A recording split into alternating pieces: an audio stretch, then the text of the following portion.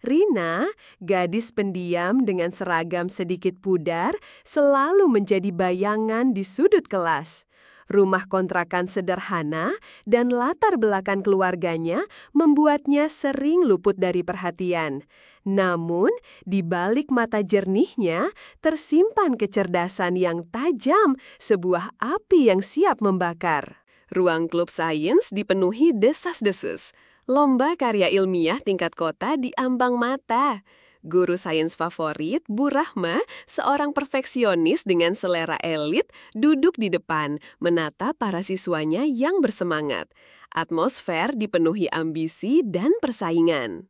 Tibalah giliran Rina mempresentasikan idenya, sistem urban farming berbasis daur ulang.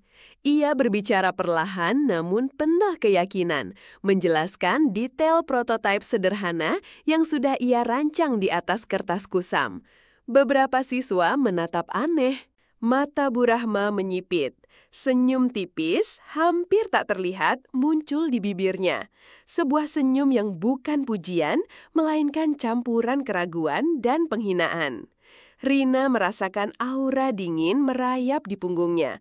Firasat buruk mulai menghantuinya. Ide bagus, Rina. Suara Bu Rahma memecah keheningan. Tapi apakah ini realistis dengan fasilitas yang kamu miliki dan mungkin koneksi yang terbatas? Nada suaranya menusuk, membuat Rina menciut. Seisi ruangan terdiam, beberapa pasang mata menatap kasihan. Wajah Rina memerah, panas menjalar hingga telinganya. Malu yang mendalam menyergap, ia ingin menghilang. Air mata tertahan di pelupuk mata, namun ia mati-matian menahannya. Suasana kelas terasa mencekik, napas Rina tercekat. Bu Rahma melanjutkan, kita butuh sesuatu yang besar, yang bisa bersaing. Proyekmu terlalu sederhana. Kalimat itu menghantam Rina seperti palu godam. Rasa hancur dan tertindas meremas dadanya. Harga dirinya remuk di hadapan teman-temannya. Rina meninggalkan ruangan dengan langkah gontai, kepalanya tertunduk. Setiap langkah terasa berat, seolah membawa beban ribuan ton penghinaan. Tatapan iba dan bisikan teman-teman terasa seperti duri yang menusuk hatinya yang terluka. Di kamar sempitnya, dalam kegelapan malam, Rina membenamkan wajah di bantal. Kemarahan dan kehancuran bercampur menjadi satu. Air mata yang tertahan akhirnya tumpah, membasahi bantalnya. Ia merasa tak berdaya dan terpojok.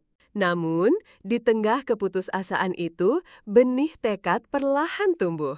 Sebuah api kecil mulai menyala di dadanya. Rina menghapus air matanya, menatap langit-langit. Ini bukan akhir, ini adalah awal dari pembalasan diam yang akan ia persiapkan. Pagi berikutnya, Rina memulai pencarian. Ia bolak-balik ke perpustakaan kota, mencari buku-buku lama tentang botani dan elektronika dasar. Malamnya, ia berselancar di internet, menjelajahi forum-forum komunitas dan tutorial gratis tentang hidroponik. Halaman belakang rumah kontrakan Rina menjadi laboratorium rahasianya. Ia mengumpulkan botol plastik bekas, pipa paralon sisa, dan ember tak terpakai. Dengan tekun, ia memotong, menyambung, dan merakit, mengubah sampah menjadi bagian dari mimpinya. Setelah berhari-hari mencoba, sebuah bohlam kecil berhasil menyala. Sistem irigasi mini berfungsi.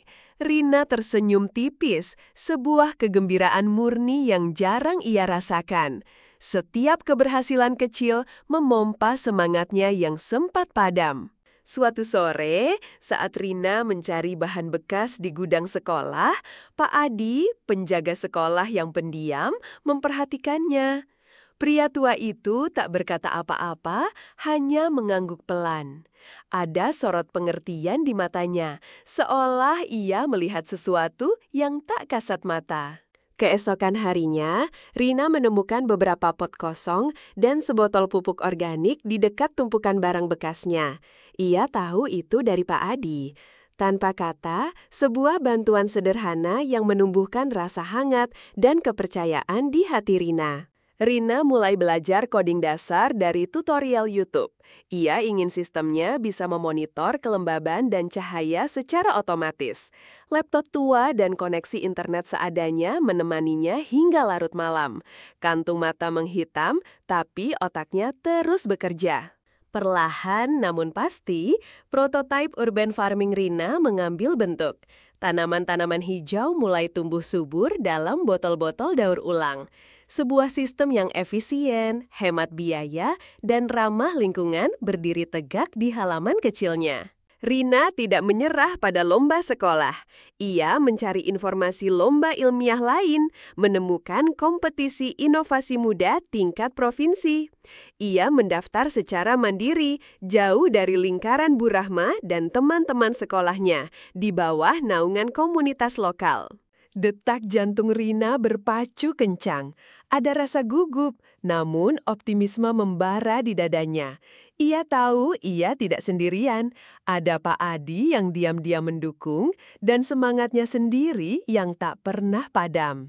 Minggu-minggu berikutnya adalah tentang penyempurnaan. Setiap detail diperhatikan, setiap kemungkinan diuji.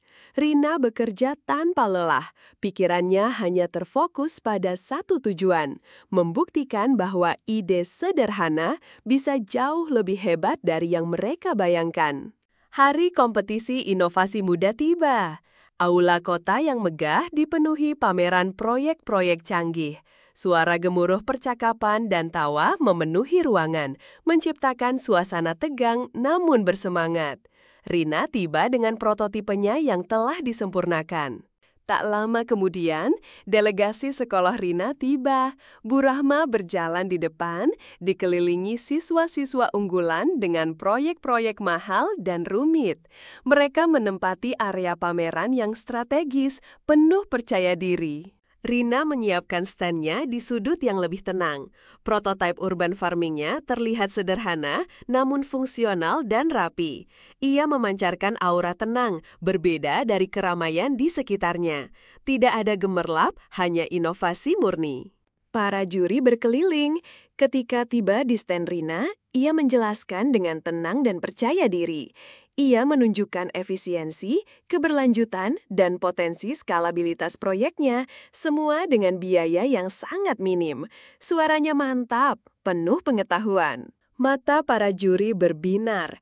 Mereka bertanya detail, mengagumi kecerdikan di balik kesederhanaan proyek Rina. Mereka terkesan dengan solusi praktis dan dampaknya yang nyata, jauh melampaui presentasi yang hanya mengandalkan kemewahan. Momen pengumuman tiba. Pembawa acara menyebutkan nominasi. Detak jantung Rina berdegup kencang. Kemudian, suara lantang memenuhi aula.